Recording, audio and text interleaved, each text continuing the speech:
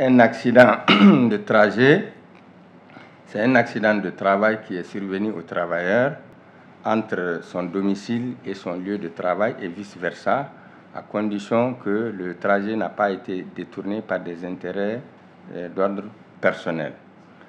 Et puis, on a essayé d'élargir cette définition pour dire que c'est l'accident qui va survenir, par exemple, si le travailleur dépose son enfant à l'école, au jardin ou à la crèche, ensuite aller au travail, l'accident qui survient sur ce trajet aussi est considéré comme un accident de travail.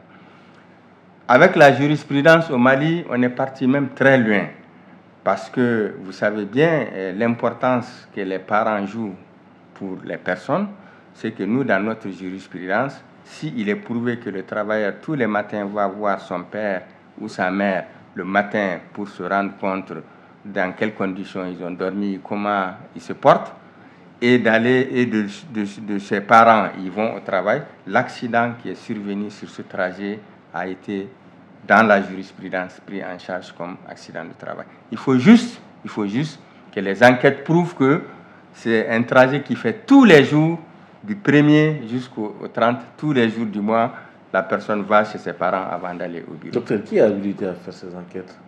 L'inspection du travail. Okay. Ensuite, puisque si un accident survient, il y a toujours le procès verbal de la police ou de la gendarmerie du constat. Donc, c'est les deux cumulés qui donnent les informations pour certifier si c'est un accident de trajet ou pas. Okay. Donc, pour revenir à ta question, tu comprends bien l'état de nos routes en Afrique. C'est que d'abord, les routes sont dans de mauvais états. Les véhicules sont dans de mauvais états, parce que tout le monde sait qu'on parle de revoir la France, c'est-à-dire des véhicules normalement qui doivent sortir du circuit. C'est ces véhicules que nous prenons pour réintégrer dans le circuit. Ensuite, il y a le fait que les gens ne respectent pas, le code de la route. Il y a le fait aussi que les gens ne connaissent pas le code de la route.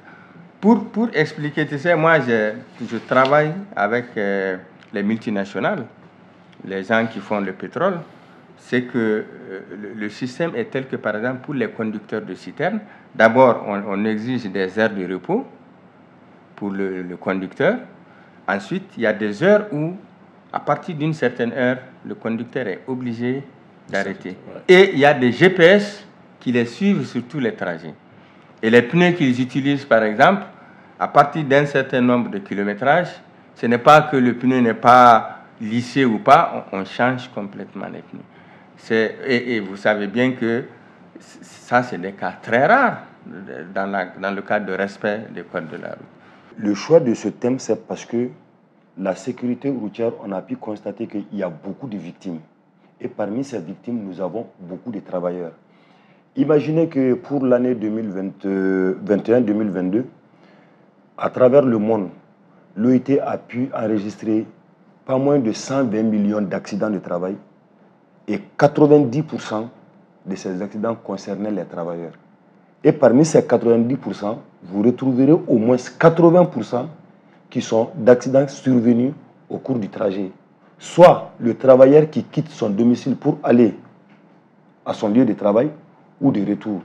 Mais quand on dissèque ça aussi, on constate bien aussi que parmi ces 80% qu'on retrouve parmi les travailleurs, vous verrez bien que 90% à ce niveau aussi, c'est pendant l'heure de travail.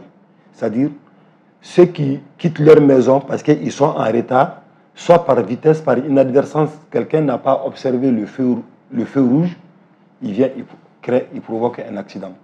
Donc c'est pour vous dire que la sécurité routière, même au-delà du cadre du travail, la sécurité routière est une priorité aujourd'hui. Si on arrive à gérer cet aspect, à réglementer bien cet aspect, à sensibiliser bien les personnes pour de bons comportements sur les routes, je pense que le nombre d'accidents pourra diminuer considérablement. Et nous avons les moyens d'y parvenir aussi.